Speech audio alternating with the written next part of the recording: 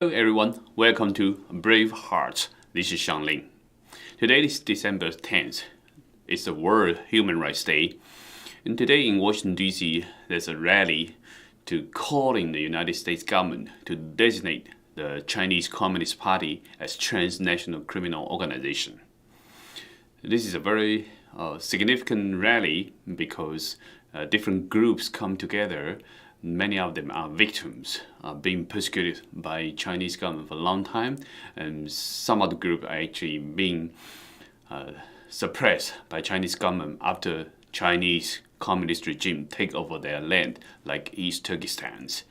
And also, many people from Stop the Steal movements join this rally because now United States people has been waking up to see the CCP's infiltration in the United States and meddling in the United States election process. So I encourage everyone to watch the videos on my channel and also on NTD channel because both our channel have the live broadcast of this rally at noon today. And after the event, I had the opportunity to interview Mr. Jason Jones, and he's the founder for Movie to Movement. And he's also an active member in the Stop the Steal movement. And I happened to watch one of his interview videos yesterday on Steve Bannon's show, and he talked about his grandfather, who is a veteran, and he shared some touching story about his grandfather witnessing the Chinese soldiers dying in the Korean War. So I asked Mr. Jason Jones to share some of his stories. Hello everyone, welcome to BraveHearts. This is Ling. Today is December 10th. It's the World Human... A Korean War veteran as well. But in our family, we had a rule. My dad was very strict. Never bring the Korean War up with grandfather. It was very hard for him. I didn't know. It was just, I didn't know history. I didn't really know... was a Korean War veteran as well. But in our family, we had a rule. My dad was very strict. Never bring the Korean War up with grandfather. It was very hard for him. I didn't know. It was just, I didn't know history. I didn't really know his experiences. It was something that was never discussed. And on my grandfather's deathbed when I was crying, he told me not to cry. And he said, he saw so many boys die in the war that never had families, never had children, never had grandchildren. And I said, all those young American boys you saw die in World War II, Grandpa? And he said, Korea. I'm thinking about Korea right now, and I'm thinking about Chinese boys. And he said, they sent so many boys at us with no weapons just to be killed. And and then my grandfather began to cry, and he just looked off in the distance and said, all those boys. And I really didn't think much about it until years later when I was putting my baby to bed, my new baby, who was Chinese. And I thought my grandfather never would have imagined that my wife would be Chinese, that all of his posterity for the rest of time were Chinese, But my grandpa, who was a big, strong guy, soldier, in that moment, he wasn't thinking about Americans that died around him, but he was thinking about the Chinese boys that he killed. And it's so sad that Chinese Communist Party using this human share, right? Not only in the Korean War, they're also using in Civil War. Father said is that there would be so many boys that they'd have to knock down. There would be hills of boys. And that was shocking to my grandfather was they didn't even have weapons. No weapons. No weapons. And so I came to understand in history that what Mao did is he was worried about his regime. So to preserve his regime, he used the Korean War to decimate masses of his own population. And again, we saw the same thing in the famine caused by government policy. Some people say up to 16 million people were starved to death by design, by a policy designed to starve people to preserve a regime. Again, these numbers are so horrific and unthinkable, but true. In the past 7 decades, more than 80 million Chinese people died due to different political movement policies. And this is not even talking about the child in the womb. I met a very powerful woman from China, from a party official's wife. And I asked her about the one-child policy, and she began to cry. And she said that she had to have a forced abortion in her first pregnancy because there were, I guess her community had no more permission slips for abortions. And she said the abortion destroyed her fertility, so she was never able to have kids. I said, well, your husband's a very powerful man. He's a communist official. She said, well, when you're at the top of the hill, everyone can see you, so you have to obey the rules even more. So this is a regime where the people that are that run the machine are victims of the machine as well. So to free China from the CCP is to free the members of the party from the CCP. And that's what we really want to do, right? The Cultural Revolution robbed the Chinese of their history, of their past, of their ancestors, of all their stories. The one-child policy has robbed them of their descendants, right? Of their descendants. That's what the CCP has done. It has destroyed their history, and it has destroyed their posterity. So no past, no future. No past, no future. If you are not thoughtful to your ancestors, you are not thoughtful to your descendants. The CCP despises their ancestors and wages a war on their posterity, on the child in the womb. My wife is Chinese. I say, this great civilization, we have to save the civilization. There was this Chinese professor, this communist professor, saying we're going to destroy America with a big smile on his face. I'm going to say with a big smile on my face, even though I'm very, very cold from Hawaii, we're going to free China. Because right now, even a lot of the Chinese filmmakers, right, came to U.S. and even buy some of the theaters industries and AMC theaters, right? AMC theaters, yeah. No, so that's why I think this Uyghur Forced Labor Protection Act is so important. The world is dividing into two groups: those people with power who are willing to live off the exploitation of people more vulnerable than them, and those who are going to live in solidarity with the vulnerable. So I will rather, as a filmmaker, never make a movie with CCP money, never, ever. I don't care. I want to live with the Uyghur. I would rather be here, standing with the Uyghur in the cold, than on Universal lot, making a $100 million movie funded by China. That's what we have to choose. Do we want to live noble lives, beautiful lives? Do we want to be kind and thoughtful and gentle? That's what I want. Or do we, so Apple, Costco, Coca-Cola, they need each of those, I should have brought this up in my speech. Hannah Arendt, the great Jewish political philosopher who escaped barely the Gestapo, when she wrote about Eichmann in Jerusalem, she said Eichmann was not a great monster. He was banal. The banality of evil, that just people wanting to be the best at their job, the Apple lobbyist wanting to make his boss happy, who's going to gut the bill. We need those people to rise up and be strong, to be kind, to be decent. So I'm here, really, that's my message. Pope Francis, speak out for the Uyghur. Stand with the Uyghur. The USCCB, stand with the Uyghur. Bishop Barron and others who've gotten celebrity through using the church, speak up for the Uyghur. You've used the name of Jesus Christ to make yourself famous. Use this fame to stand with the Uyghur. Who cares about the cost? So what the cost? Apple, Coca-Cola. I love my Apple products. I can never buy another Apple product again unless you stand for the vulnerable. Say our products are not being made by exploitation. This is my goal. Let's show the CCP.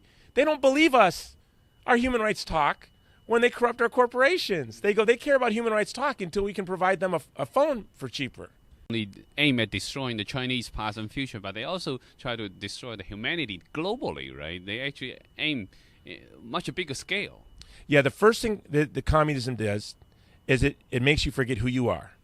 So you think you're worthless. Well, then your neighbor's worthless. And then if your neighbor's worthless, who looks like you, talks like you, acts like you, people who act different, talk different, think that they must be less than worthless. You see, this is how ideologies work. Ideologies erode the truth. And the truth is that human beings are the most precious thing in the world, right? There's no phone. The iPhone 1000 isn't going to be more beautiful than a human being, right? Yeah, so, but we need to teach the CCP what Apple, Pope Francis, you're standing with the CCP right now. You need to move over and stand with the Uyghur. You need to move over and stand with the vulnerable. Standing with the vulnerable is dangerous. Feigning concern for the vulnerable to make money is easy. Stand with the vulnerable for real. I think also stand for the vulnerable means you choose the right side, you choose the righteous side. Yeah, and it's a sorrowful privilege to be here today. It's a privilege I don't want. It's a sorrowful privilege. To stand with the CCP, I mean, it's disgusting, really. It's disgusting, and they don't know who they are. So, but I blame our corporations, and I blame my church. We have been a bad witness. How can those officials in China believe us when we're participating with them? The Vatican deal with China, secret deal. Why is it secret? If something's a secret, it's because we're embarrassed, right? You have secrets, I have secrets. Our secrets are embarrassing. Yeah, we know it's not right. We know it's not right. The Vatican trade deal is embarrassing with China. And maybe that's why you're not talking, Pope Francis. Maybe that's why you're not talking, U.S. CCB, Bishop Barron, you know? But Coca-Cola, you got the secrets out. So now you just need to repent, right? Confession, and get right so I can drink a Coke with a smile. I can't drink a Coke with a smile right now. I can't drink a Coca-Cola. I can't, because you're spending money over here advocating to gut a bill to protect people from forced labor. It's really unbelievable.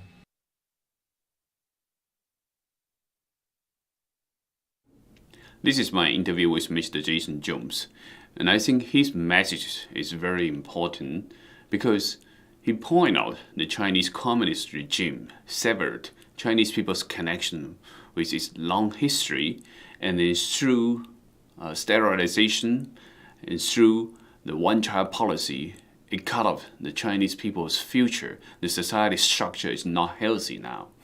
And I also encourage everyone to read the special editorial articles on the Epoch Times regarding about the demons is controlling our world, and I think it will provide a lot of insights for everyone. And since today is the Human Rights Day, I also want to share you my interview with a couple of the groups being persecuted, being suppressed by the Chinese government. So the first interviewee is Mr. Ingabatu Tagochok, and he's a representative from the Southern Mongolian Human Rights Information Center based in New York. And I think the whole world started to pay attention to the tribulation that Mongolian people suffering under the Chinese Communist regime because of their recent policy trying to stop Mongolian people using their own languages. So Ingabatu, can you also tell us that, the response from the Mongolian community to the Chinese government's new policy about forbidden teaching the Mongolian languages? So the response is very strong.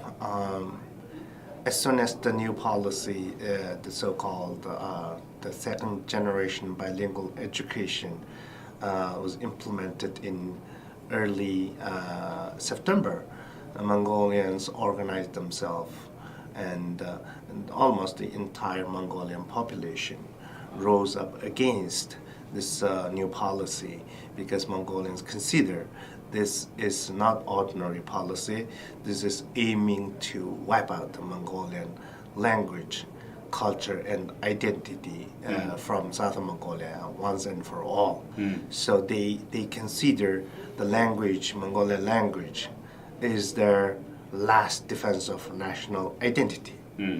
So the entire population rose up. There have been number of large-scale protests in schools, in front of schools, and in front of the government across the region, Southern Mongolia, or the so-called Inner Mongolia Autonomous Region.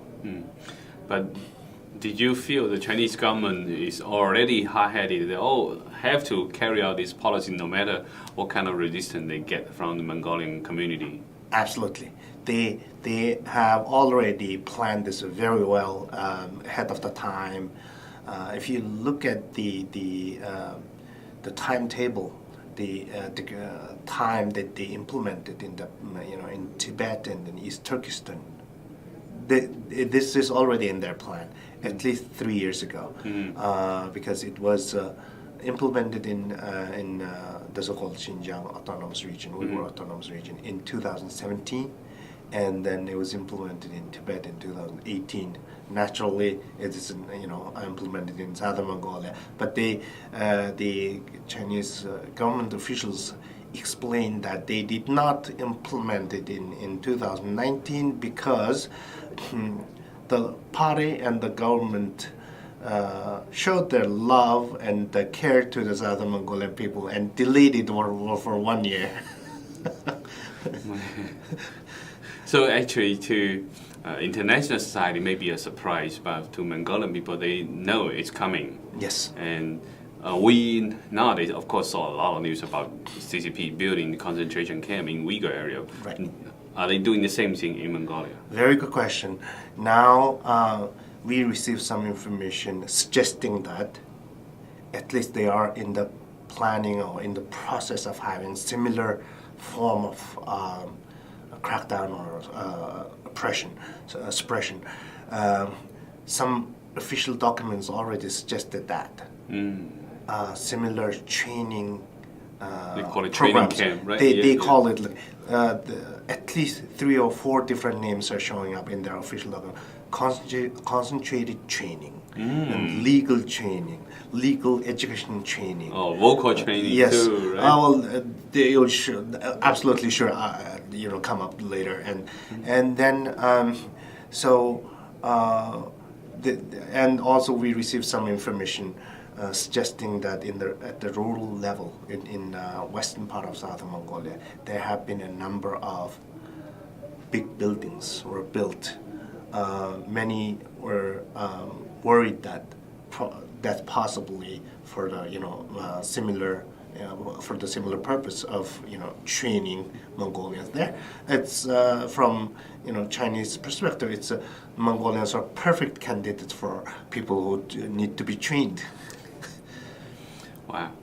So, in the name of this training, so they Yes. basically actually try to forcing people give up their own cultures. But of course, people are resistant to this, Yes. are reluctant in their heart. And so, under such high pressures, how Mongolian people can withstand this pressure? Because a lot of maybe younger generation will say, well, anyway, the school is still teaching them Mandarin, Yes. I have to learn it anyway, so gradually, maybe Right. if the government direct along the policy for 10 years, Right. people get used to the pressure, and then and the younger generation maybe lose the urgency to protect their own culture. So, absolutely, especially from the Chinese authorities' perspective, they didn't expect it to be this happen, because they thought, if you look at the time they implemented in Southern Mongolia, they prioritized Uyghur area, of course, and then second was Tibet, and then they thought Southern Mongolia or Inner Mongolia, so-called Inner Mongolia, should be the easiest to implement. But this turned out to be the hardest, most difficult area to implement this policy. So, yes, Mongolians have experienced a series of this kind of policies. This is not their first attempt. They have been attempting to wipe out Mongolian culture from the day one of the occupation in 71 years ago, and then we experienced at least 2 major genocide. One is physical genocide that was carried out in the late 1960s and early 1970s. The authorities were targeting the entire Mongolian population, and then at least 100,000 people were killed and 500,000 persecuted. At that time, the Mongolian population is only 1.5 million. That means 1 out of 3 people were impacted by this.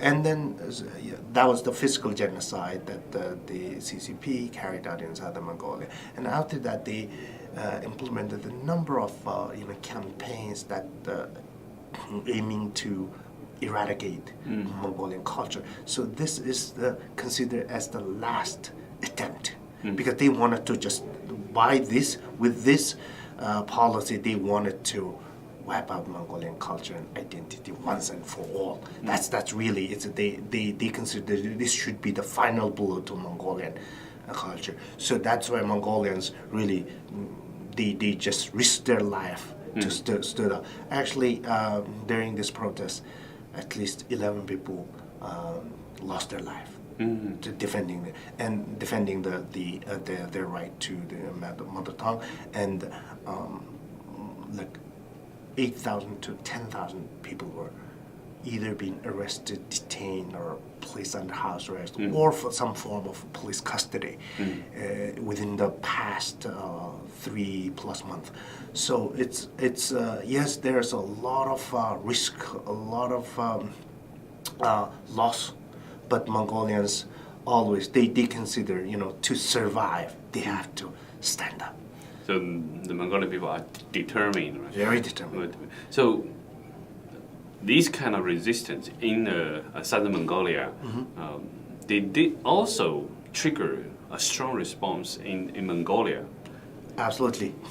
This is well, there have been always, well, even though the international community, especially news media around the world report on this protests, saying that this is a rare protest and so on. But in southern Mongolia, there have been many major protests. Only 9 years ago, there was another major protest sparked by the death of a Mongolian herders killed by a mining truck, and then there was a major, like a region-wide protest. And so, yes, during all these protests, people from Mongolia, independent country of Mongolia in the north, were like citizens were very supportive and sympathetic to these movements. But this time it's totally different.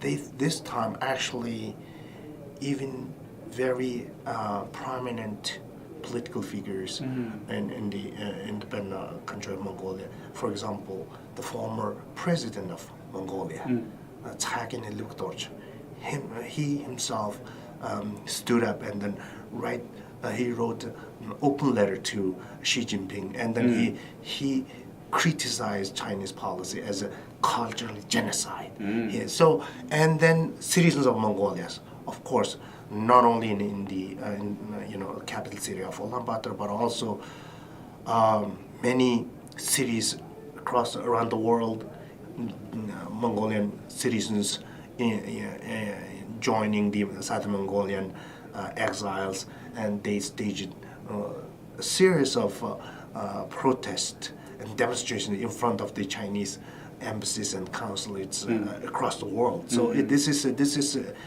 they consider this is not just the Southern Mongolian issue. It actually attack on the Mongolian, Mongolian nation, whole nation. So yes,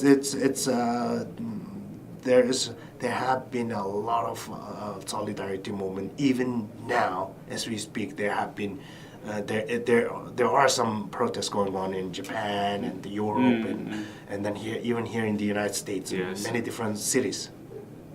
But the people also have certain fear because in the CCP's history they killed so many Han ethnic with some mercy anyway, like Cultural Revolution, right? Millions of people, and the 3 year so-called famine, right.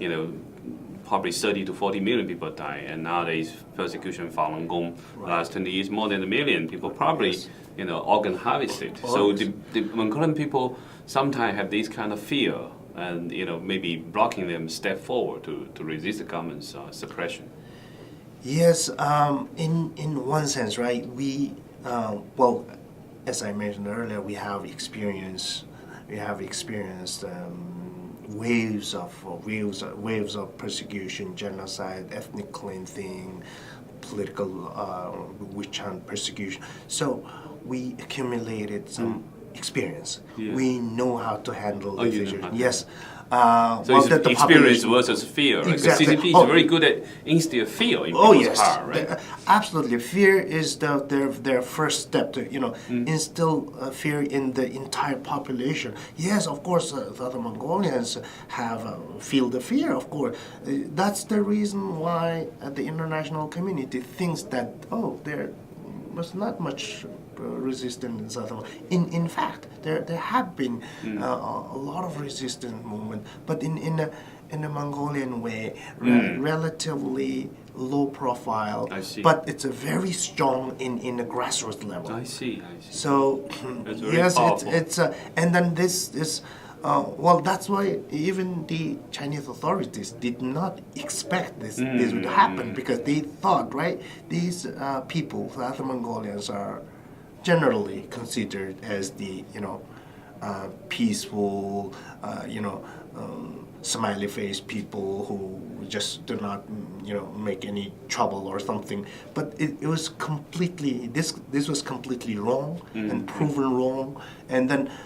Even they thought they had enough brainwash and then enough propaganda in South Mongolia, and this is totally wrong. The Chinese authorities were surprised and shocked, literally, because during this large-scale protest, even some relatively high-ranking government official of Mongolian ethnicity and CCP members of Mongolian ethnicity rose up and against this.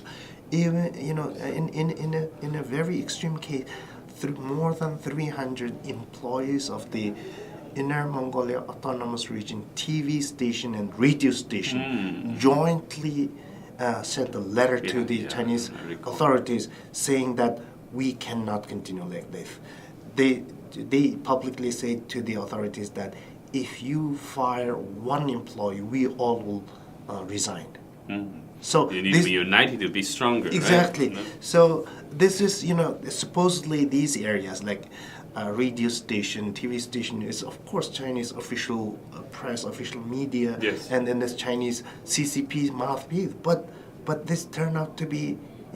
Again, these people are not cooperating, not completely just brainwashed. They when time comes, these people rise up too. Yeah, So I think CCP care about their own face. So, for example, on the Mongolian TV, if no Mongolian people are showing on TV, they will feel so shameful, right? So they couldn't carry out their propaganda. yes, that was of course it's a big. Loss of face. The government of China is a face-loving government, and then so to them it's kind of really it's a proof that the so-called ethnic policy in these areas, especially in South Mongolia, ended up as a big failure, and they failed to win the heart and mind of the Mongolian people. So do you think actually right now inside Southern Mongolia, a lot of the maybe CCP member of the Mongolian people started to quit from the Communist Party too? Well, that is a very good question. There have been no such official movement yet, but many people actually risked their. They were expelled from party, membership, and then they, removed from posts. And many Mongolians, they even voluntarily resigned. Now they're trying to resign, but the government is forcing them not to resign because it will be another big loss of face, right? So they don't, and then they forced them. Look, we received some information, and then even some other like TV station. There's some other branches right in the middle. They wanted to. They all wanted to really. They genuinely, hope to resign because this is meaningless to them. And without their yes, this is pretty much just enough. It's enough. They want. But the government is trying their best, trying all different means to try to, stay, ask them to stay. And so this is very interesting to them. So to the Chinese authorities, this is a big surprise and then they didn't even know how to handle this. The conventional resistance is easy, right? Protest, large-scale, high-profile protest, and then some demand for political rights or even independence. Those were easy to crack down, just crack down on them and then put them in jail and then call them whatever separatists. But this movement is a very typical non-violent civil disobedience movement. Because they never, the protest itself never asked for any political rights. They didn't even mention any human rights. Forget about democracy and all these things. So they just said, right to my mother tongue. Simple. Which is supposedly guaranteed by the Chinese constitution, Chinese ethnic minority autonomous law, and then all these things. So China China really didn't know how to handle this because maybe one day CCP will put an additional article in the constitution absolutely. to say only Mandarin exactly is allowed. That's absolutely possible. They absolutely learned something from this lesson. Absolutely, there have been a number of high profile, official meetings. And then some high-ranking officials are fired and removed in the so-called autonomous region.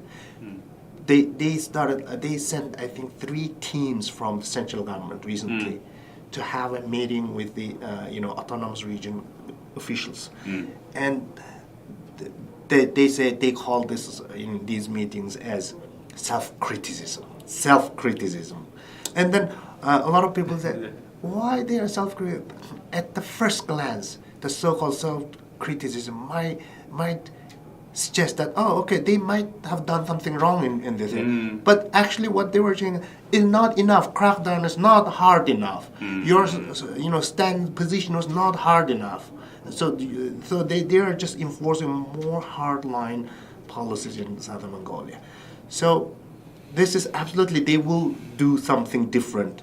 And then Southern Mongolia has always been the testing ground of China's all forms of ethnic policy. So they design, formulate new ethnic policy in Southern Mongolia, implemented it, and then they use it in Tibet and other areas. So it's absolutely, yes, as you said, that they might be thinking about something, coming up with some so-called legal provision, and then legal provision, planning something, like maybe they publicly, legally they can ban Mongolian language, Tibetan and Uyghurs as maybe illegal. They can do that.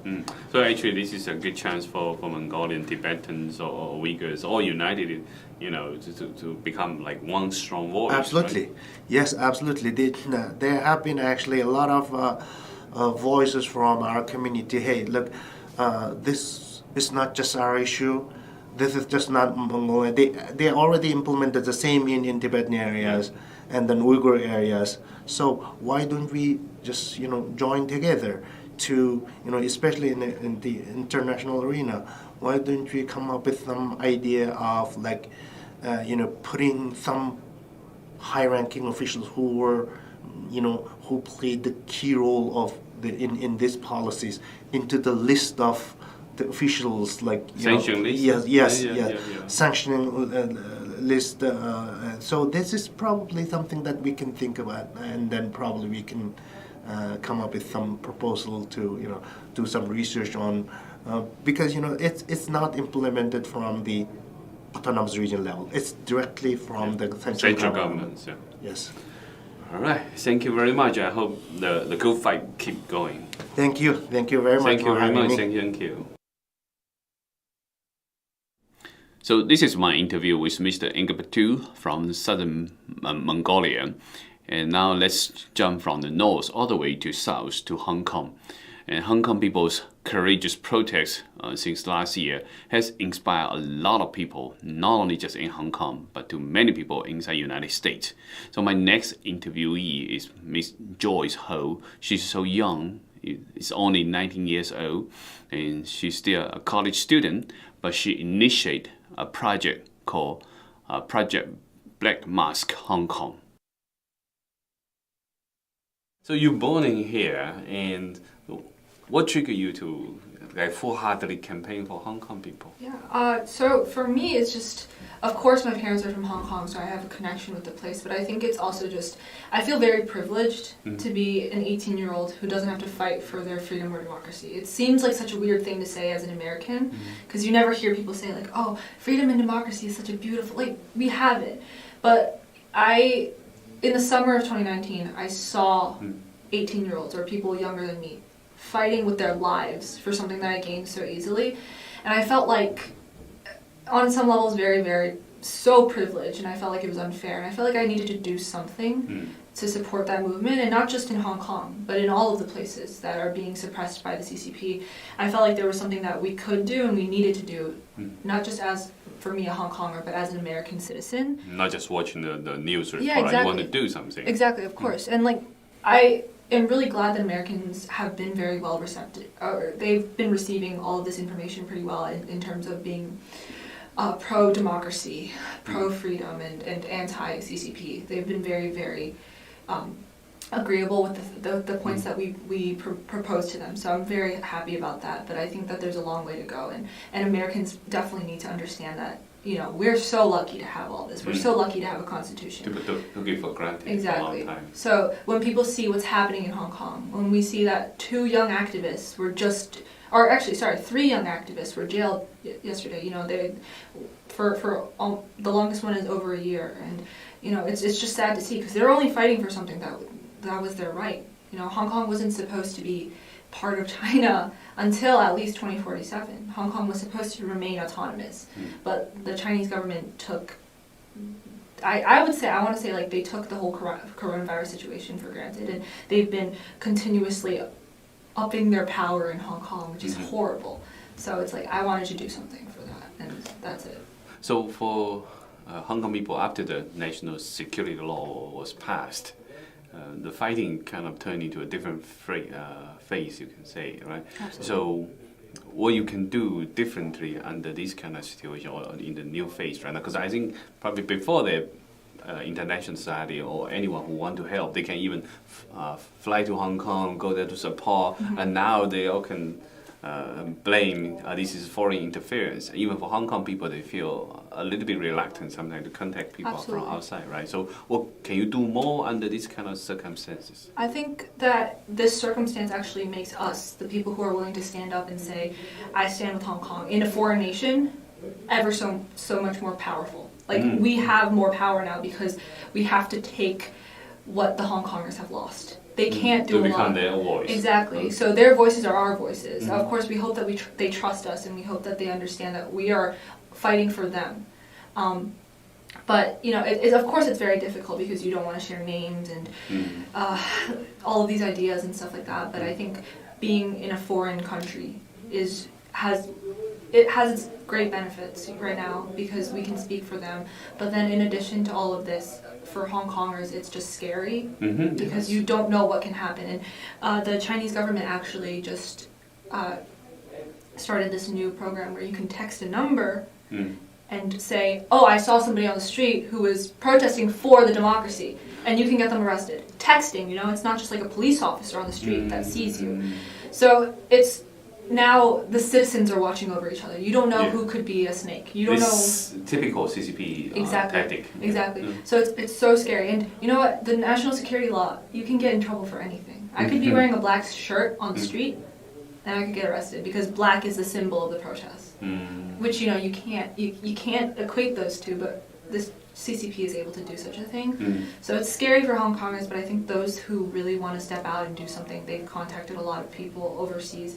And, you know, we make sure that they know that we're not going to give up the fight just because there's this dangerous national security law overseas. Because, you know, it's more important for us to fight for democracy and freedom than anything else. But at the same time, I think since the CCP intensified the surveillance technologies, Absolutely. right? So do you feel actually more risk for people to communicate with you, you know, someone outside Hong Kong? And did you feel your maybe social network actually shrinking or actually is growing? More people want to support? Wow, that's a good question. I think Hong Kongers have been very reluctant. Even my family members, you know, a lot of them don't want to speak directly, not because they don't support it, but because it's scary for them. But they're in Hong Kong, right? But I would say actually Americans have been more receptive because I think the national security law is something that Americans look at and think, wow, that's ridiculous. How can you do that to people? So I think that in that term, the national security law has very well benefited our whole movement. Yeah, your campaign is actually more acceptance. Yeah, in society. overseas countries, but in Hong Kong, of course, it's deterred a lot of people, and it's made a lot of people go into hiding and try to flee, which is what happened with the 12 Hong Kong youth. Yes. Who are currently in the CCP's custody, and we don't know how they're doing. They wrote a letter, but we don't believe it's true. We don't know anything about them, so it's like those people, they fled from Hong Kong because of the national security law, because they didn't want to be persecuted, and now they're in the custody of them. Yeah, it's kind of so ridiculous, right? Because in the Cultural Revolution, or even before that, for mainland Chinese, if they fear the suppression, they will flee to Hong Kong. Yeah. And Hong Kong people need to flee, so where can they go? And even the international society now, I think the steps, or you can say the assistance, is still very slow, right? Even UK haven't been really helping enough.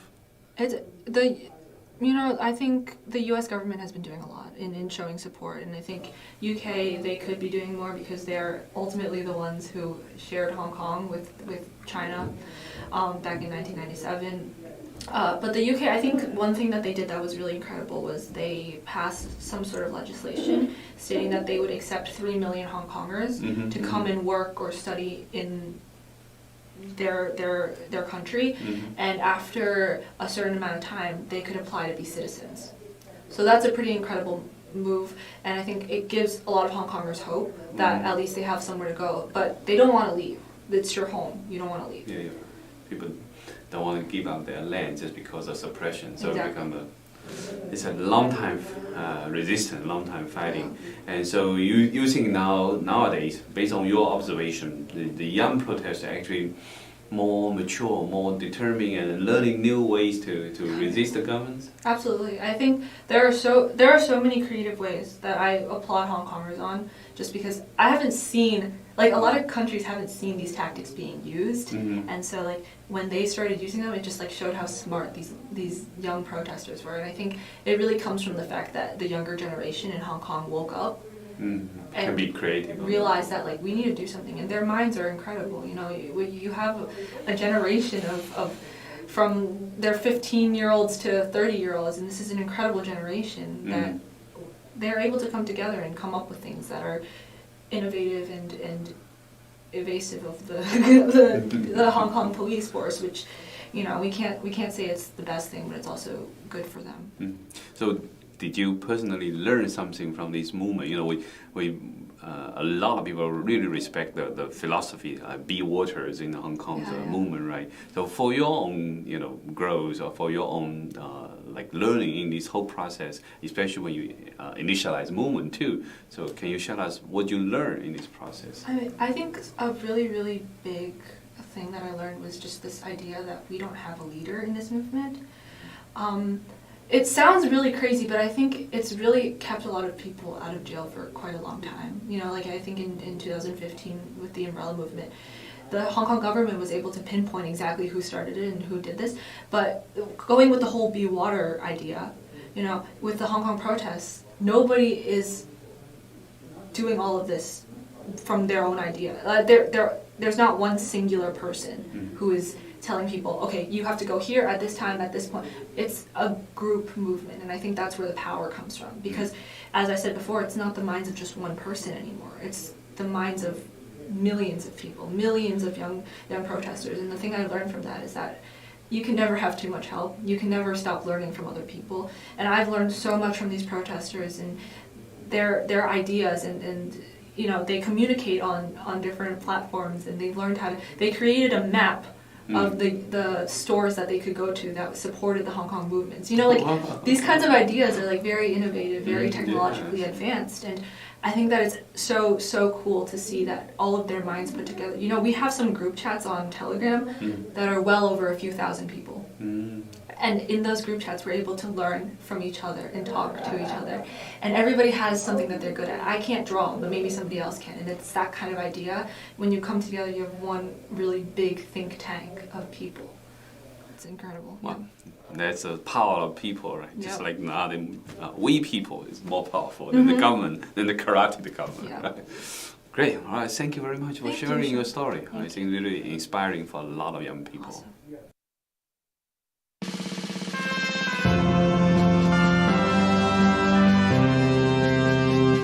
I'm from England and I stand with Hong Kong. Stand with Hong Kong and fight for your freedom. Dartmouth Libertarian, stand with Hong Kong. I'm from New York and I stand with Hong Kong. I am from Taiwan and I stand with Hong Kong. I'm from New York and I stand with Hong Kong. I'm from New York and I stand with Hong Kong. I'm from New York and I stand with Hong Kong. I'm from New York and I stand with Hong Kong. I'm from Montreal and I stand with Hong Kong. I'm from New York and I stand with Hong Kong. I am from New York. I stand with Hong Kong. I'm American. I support freedom and I support Hong Kong. I'm from Hong Kong, living in Brooklyn, New York. I stand with Hong Kong. I'm from New York and I stand with Hong Kong. And I stand with Hong Kong. I'm from Taiwan and I stand with Hong Kong. I'm from New York and I stand with Hong Kong. I'm from New York and I stand with Hong Kong. I'm from New York. Stand for Hong Kong. Fight for freedom. I'm from Vancouver.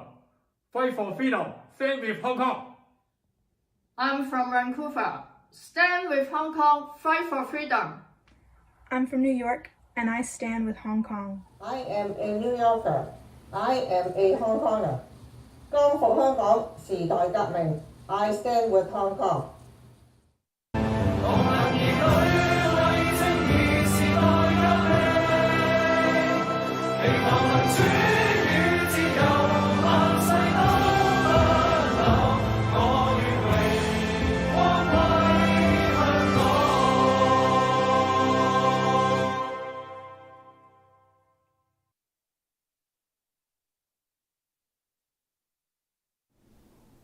Well, I hope everyone got inspired by the song I play at the end of the interview. It represents Hong Kong people's voice and demand for freedom and democracies. And I think it will provide additional inspiration for every American people now fight for justice and to safeguard our institution as well. All right. Thank you everyone for watching today's Brave Hearts. This is Xiangling. We'll see you next time.